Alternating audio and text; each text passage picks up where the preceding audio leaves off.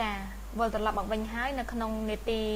ព័ត៌មានអន្តរជាតិចាលោកសេរីតាមមានករណីព័ត៌មានអន្តរជាតិអ្វីខ្លះដើម្បីជម្រាបជូនដល់ទស្សនិកជនបាទព័ត៌មានអន្តរជាតិទី1នេះគឺចំនួនសាសនាផ្ទុះឡើងនៅប្រទេសស្រីលង្កា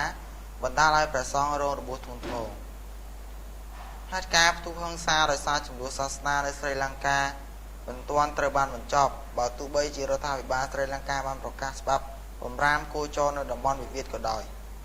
យោងតាមភ្នាក់ងារសារព័ត៌មានអន្តរជាតិនៅថ្ងៃសុក្រទី20ខែមិថុនាឆ្នាំ2014នេះបានចុះផ្សាយឲ្យដឹងថាចំនួនសាសនាមួយបានផ្ទុះឡើងរវាងព្រះសង្ឃ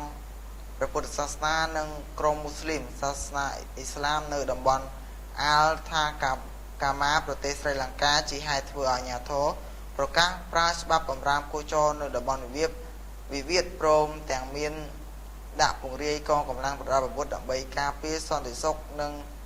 គ្រប់គ្រងស្ថានភាពប្រពន្ធចុងក្រោយបានអះអាងថាមេដឹកនាំព្រះសង្ឃមួយអង្គរងរបួសប្រកេះយ៉ាងធ្ងន់ធ្ងរចំណែកព្រះសង្ឃដទៃទៀតក៏រងរបួសតាមរាងកាយផងដែរមូលហេតុនៃការចំនួនសាសនានេះបណ្ដាលមកពីក្រុមព្រះសង្ឃបានធ្វើការរិះគន់ចំពោះបទភ្លេងដែលមានឈ្មោះថាពុទ្ធភ្លើងត្រូវបាននិពន្ធឡើងបន្ទាប់ពីហេតុការណ៍ប៉ះទង្គិចគ្នារវាងពុទ្ធបរិស័ទនិងមូស្លីមបរិស័ទកាលពីថ្ងៃអាទិត្យសប្តាហ៍មុនទោះបីយ៉ាងណាក្តីអ្នកនិពន្ធបទភ្លេងពុទ្ធភ្លើងបានបដិសេធថាមិនបាននៅពីក្រោយខ្នងការវិប្រហារលើព្រះសង្ឃនោះឡើយចានេះគឺព័ត៌មានដែលតកតងទៅនឹងប្រទេសស្រីលង្កាគឺចំនួនសាសនាផ្ទុះឡើងនៅប្រទេសស្រីលង្កាបណ្ដាលឲ្យព្រះសង្ឃរងរបួសធ្ងន់ធ្ងរបាទចា